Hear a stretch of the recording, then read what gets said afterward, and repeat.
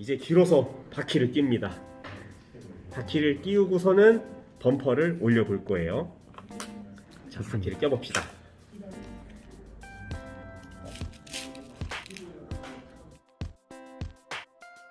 자, 이렇게 보시면 스페이서를 한 개가 아니라 두 개를 끼웠습니다. 왜냐하면 범퍼를 붙일 때 바퀴가 너무 융거가 짧아버리면 그 범퍼를 손으로 잡을 수가 없어요. 그래서 임시로 지금 수평을 잡는 과정이기 때문에 그래서 스페이서를 두 개씩 또는 스페이서가 아니어도 돼요. 다른 뭐 3mm 파이프나 1.5mm 파이프를 사용하셔도 됩니다. 이렇게 바퀴만 끼워줍니다. 기어는 끼우지 않았습니다. 자, 이 상태에서 세팅보드에다가 이 녀석을 세팅을 할 건데요. 타미야 테이프 같은 녀석을 사용을 해보죠. 자, 타미야 테이프를 사용하겠습니다. 타미야 테이프가 아니어도 되고요. 마스킹 테이프여도 상관이 없어요. 정도 뜯으셔서 세팅보드에 고정을 합니다. 가운데도 고정을 하고요. 이렇게 잡아주시고 짜잔! 이 차는 세팅보드에서 떨어지지 않습니다. 됐죠? 이 녀석이 이제 네. 기준이 될 거예요. 자, 이 상태에서 저번에 우리 구멍 뚫어놨던 거 기억하시죠? 그 구멍이 휠 사이로 보여요. 이렇게 보이죠? 구멍이 살짝 보이는 게 보이시나요? 아, 그러네요. 보이나요? 네네네. 네, 이 부분을 활용할 겁니다. 그래서 자, 우리 아까 만들었던 이 범퍼 긴 부분이 위에 작은 부분이 아래였죠? 이 상태에서 범퍼를 여기다가 세팅을 해봅니다.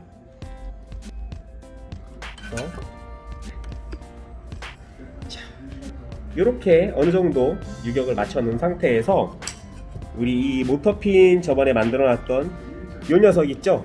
요 녀석으로 옆에를 임시 홀딩을 해줍니다. 자, 보여드릴게요.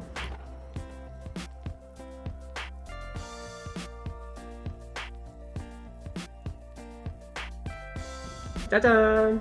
이렇게 핀을 양쪽으로 교묘하게 꼽아줍니다. 이 상태에서 옆면을 한번 볼게요.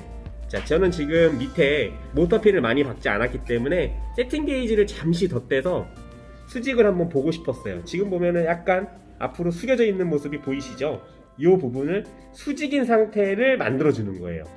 수직인 상태를 만들어서 그 다음에 순접을 한 방울만 딱 떨어뜨려서 그렇게 수직을 잡도록 하겠습니다. 자, 수직을 한번 잡아볼게요. 조율을 해볼게요. 네.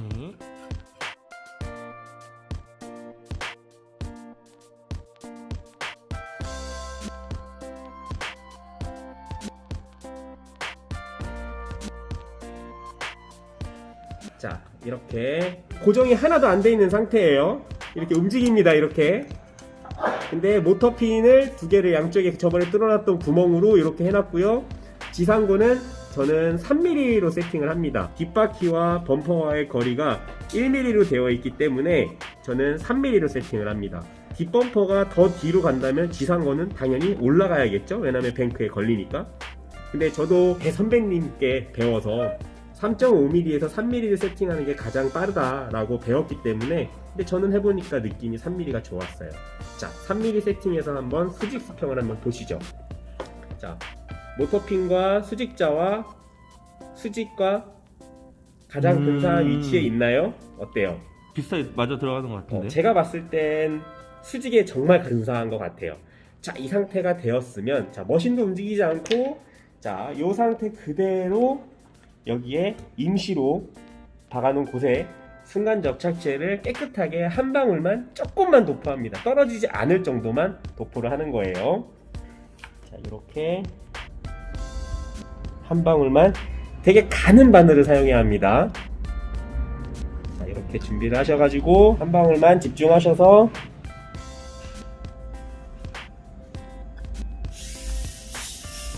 딱 들어갔습니다.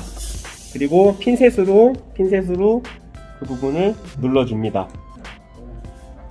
그리고 좀 기다려주죠. 그러면 이렇게 어차피 FRP와 플라스틱은 정말 금방 붙어요. 그래서 재빠르게 하셔야 되고요. 핀셋으로 각 눌러주셔야 됩니다.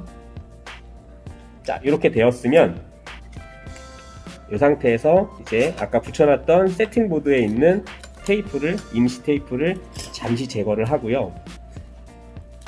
이 녀석은 이따가 또 다시 쓸 거니까 잠깐 내려놓고요. 자, 범퍼가 이쪽이 붙었습니다. 이쪽은 범퍼를 붙이지 않아도 돼요. 자, 이 상태가 되었으면 이 녀석을 이제 제거를 해볼게요. 네, 이쪽도 제거를 할게요. 그 다음에 바퀴를 제거합니다. 안녕.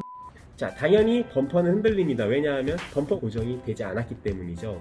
그래서 이 부분도 여기에 기준에, 그 구멍의 기준에 맞게 이제 공중에서 이 녀석을 끼워주시고요. 이렇게 끼워주시고요. 그럼 아까 딱 그 위치에 가겠죠? 그렇죠? 이렇게 해준 상태에서 밖에서 멀리, 시야를 멀리 봅니다. 그런데 참 재밌는 게 아까는 수직이었잖아요. 근데 바퀴를 빼고서 멀리 보면 누워있는 것처럼 보여요. 이건 착시 현상이에요. 이걸 제거하시려면 거꾸로 보시면 수직으로 보입니다. 거꾸로 보시면 이 부분을 절대 잊지 마십시오. 자, 이렇게 해서 두 개의 수평 배열을 맞춰놓은 상태에서 지금 정확히 일치하네요. 여기다가 임시로 순간 저차체를 다시 한 방울을 도포를 합니다.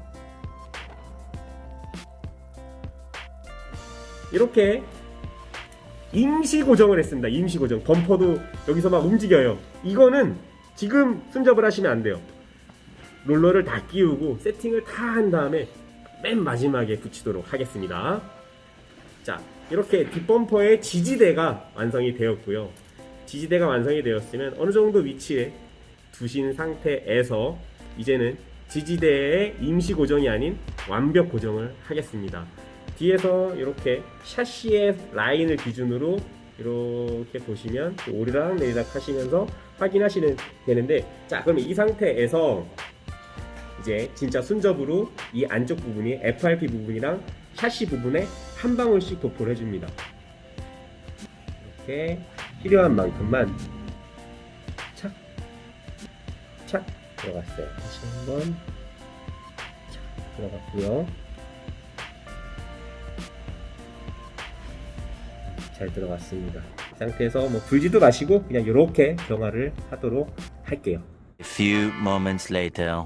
이렇게 순접을 마쳤습니다. 아까는 살짝 순접을 매겼지만 지금은 가득 메웠고요.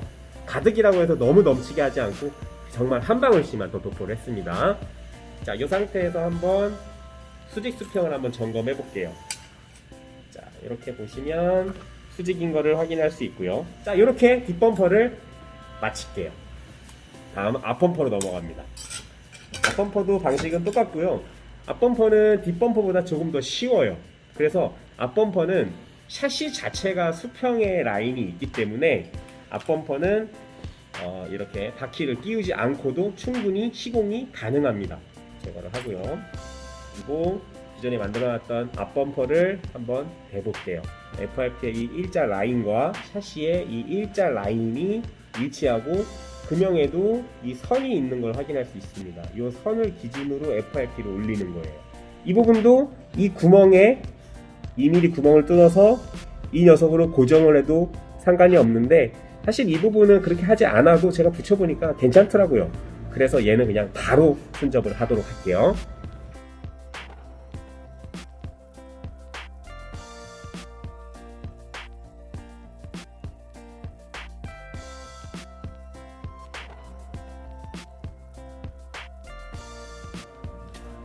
이렇게 앞범퍼 지지대가 붙었습니다.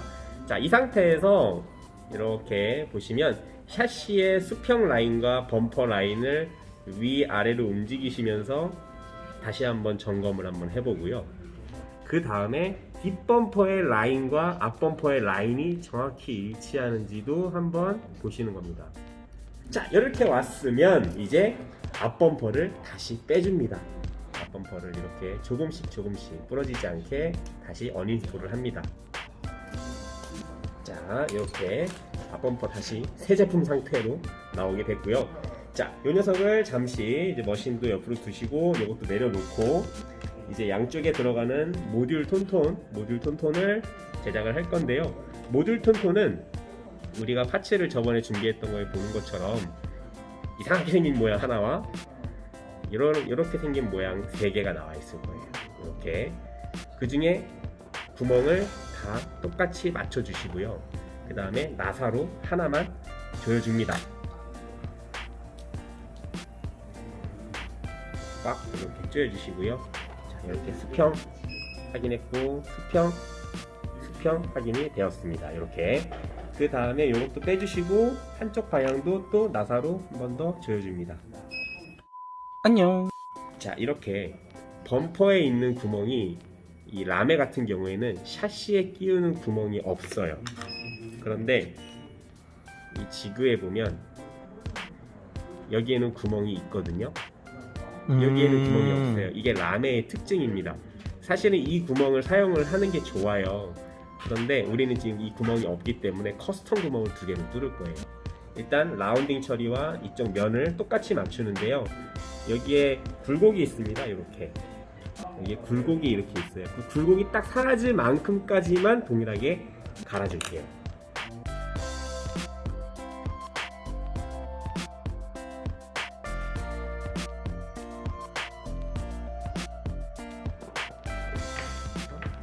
이렇게 4개가 일치하게 가공을 했어요. 이렇게. 자, 이 위치가 아까 그 구멍이 딱 사라지는 위치에 시공이 된 거고요. 이 상태에서 이 녀석을 기밀자 라메에 대응을 한번 해보겠습니다. 이렇게 쫙 보시면 13mm 구멍의 위치와 나사의 위치를 한번 보세요. 그러면 이 상태일 때 13mm 롤러가 위치했을 때에 나사의 개입이 드라이버가 들어갈 수 있는 위치에 존재합니다. 그래서 이 위치를 잡아둔 상태에서 구멍을 뚫을 거예요. 자, 이 부분은 좀 커스텀이 좀 들어가기 때문에 이렇게 해서 이 부분에 구멍을 뚫어주는 겁니다. 다시 분해를 하고요. 자, 이 녀석 한 녀석을 가지고 붙여서 정확히 일치하게 해놓은 상태에서 이 구멍 2개를 뚫을 거예요. 이렇게요.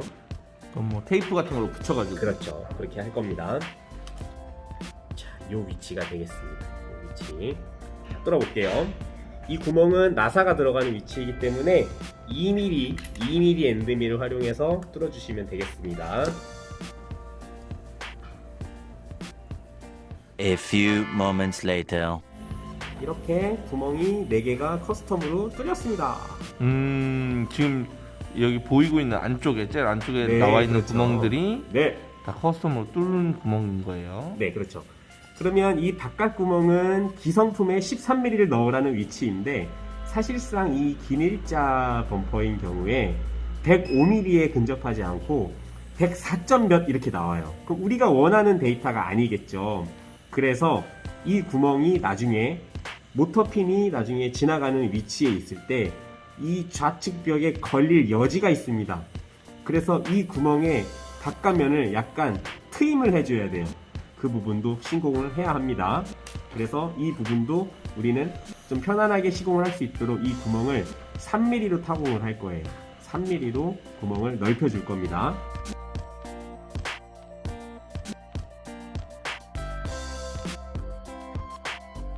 자, 이렇게 양쪽에 3mm 넉넉하게 3mm 구멍을 뚫었습니다. 안녕. 자, 이렇게 톤톤 준비를 마쳤습니다. 이제 요 4개를 쌍쌍이 맞춰서 순접을 먹일 건데요. 자, 보시면 아까 우리 계속 사용하고 있었던 이 지그 있죠? 이 녀석을 다시 한번 활용할 거예요. 왜 여기를 나사로 고정을 안 하냐면 나사보다 얘가 구멍이 훨씬 커요. 그렇기 때문에 모터핀을 이용하는 게 오히려 2장을 더 붙이기가 편안합니다. 자, 보시죠. 이렇게 딱 작업을 해주고요. 그 다음에 이 녀석을 다시 여기다가 이렇게 딱 붙여주시고요. 얘네들이 딱 만날 때 딱 2개가 일정하게 맞아 떨어집니다. 그래서 이렇게 모터핀을 사용하는 게 오히려 좋다입니다. 그리고 이 녀석을 이제 가이드 지구로서 활용을 하게 될 거예요. 이런 식으로 말이죠. 자, 이렇게 해서 이렇게 놓고 순접 먹이고 딱 만나면 정확하게 만나겠죠. 그쵸. 자, 이렇게 해보겠습니다. 자, 이렇게 하나 올려주시고요. 올려주시고 내려서 순접을 떨어뜨려 줍니다.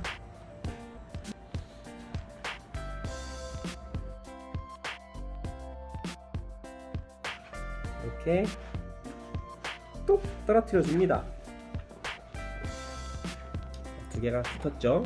그 다음에 이 녀석을 살짝 잡아주시고 핀에다가 살짝 꼽아주신 상태에서 이 녀석은 튼튼해야 하기 때문에 양쪽 사이드 쪽에다가 순간접착제를 한 번만 더 도포를 한 번 더 할게요.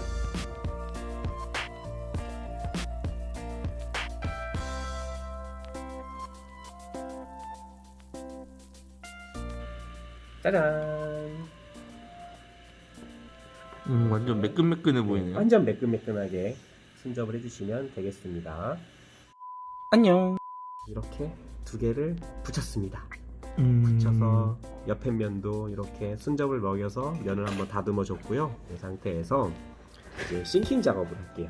접시 나사가 예쁘게 들어갈 수 있도록 싱킹 작업을 하겠습니다. 뭐 싱킹 작업은 요즘에 스톡이나 이런 데도 많이 쓰니까. 그렇죠. 오픈 클래스나 스톡에서도 요즘에 올해인에서 많이 사용을 하죠.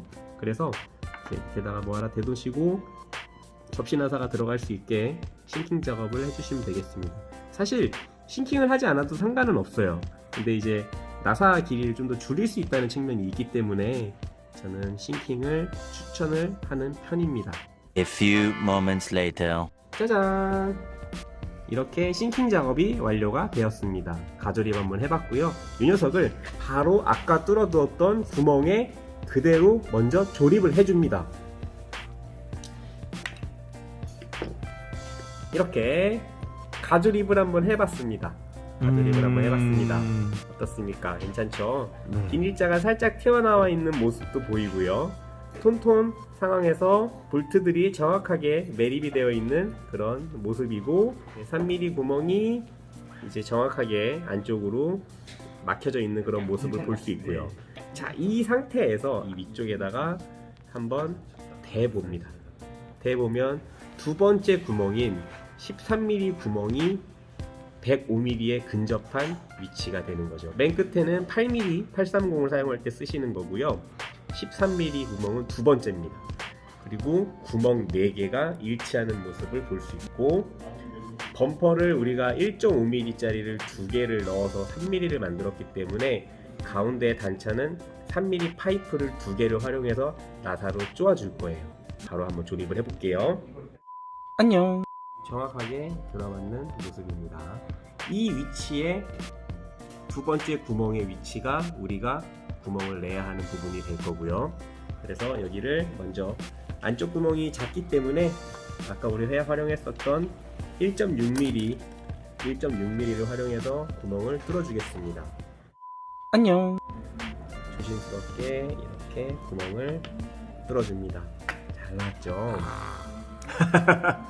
자, 그 다음에는 이제 우리 이미징 라인을 만들어줘야 돼요. 왜냐하면 차가 나르거나 했을 때 이쪽으로 부닥치게 되는 경우나 아니면 밑에 닿는 경우나 이런 상황이 생기기 때문에 조립이 되어 있는 이 상태에서 여기를 테이핑 처리를 약간 해줄게요.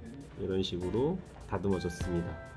그러면 우리가 저번에 원했던 대로 아까 원했던 대로 이제 이 부분에 구멍이 크게 나 있는 모습이고요. 자, 이 상태에서 모터핀이 위에서 아래로 내려가게 될 거예요. 여기는 그냥 둘 다 박아주셔도 됩니다. 왜냐면 톤톤을 풀어버리면 범퍼만 들어가니까. 그리고 여기서 내리게 되면 여기서 갈라지려고 한단 말이죠.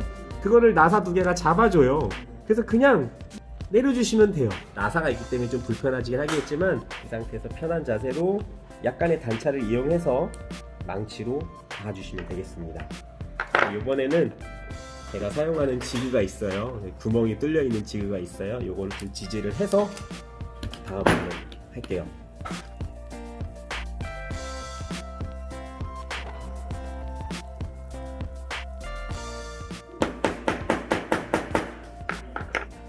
이렇게 인스톨을 마쳤습니다. 모터핀을 양쪽 다 박았고요. 그 다음에 다시 이제 톤톤을 제거하는 그런 과정을 다시 한번 이제 조립을 할 거거든요. 이제 톤톤을 제거를 하겠습니다. 자, 다시 구멍만 뚫은 모습이 되겠습니다. 다시 내려놓고요. 자, 다음에 이 녀석이 이제 망치로 두들기고 하다 보면 순접이 떨어질 염려가 있거나 아니면 강성이 떨어질 염려가 있어요.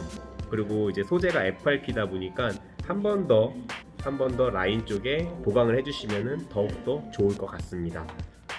네, 일단 저희는 한번 주행을 해보고 그 후에 보강을 해보는 걸로 해볼게요. 자, 이제 나사를 개선을 하고요. 그 다음에 이 높이에 대해서 질문을 많이들 하세요. 조립하신 다음에 우리 뒷범퍼는 지상고에서 3mm 기준이었죠.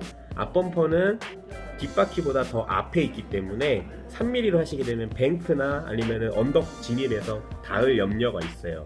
그래서 저는 앞에를 4mm에서 4.5mm 정도 높이로 조금 더 높이는 편입니다. 네, 그렇게 일단은 지금은 미세 조정이 아니기 때문에 어느 정도만 작업을 해주시고 그러고서 들어가시면 되고요. 한쪽은 이 상태 그대로 왼쪽으로 들어갈 거고요. 오른쪽 거는 작업을 하시고 절구가 들어가면 위에가 조금 남아요. 그래서 커팅 하시는 분도 있는데 이번 시간에는 그냥 이 상태 그대로 진행을 하겠습니다.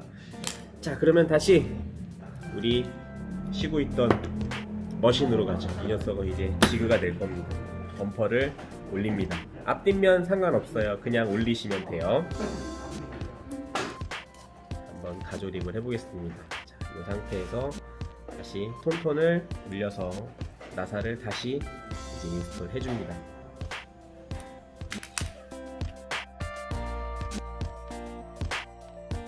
네.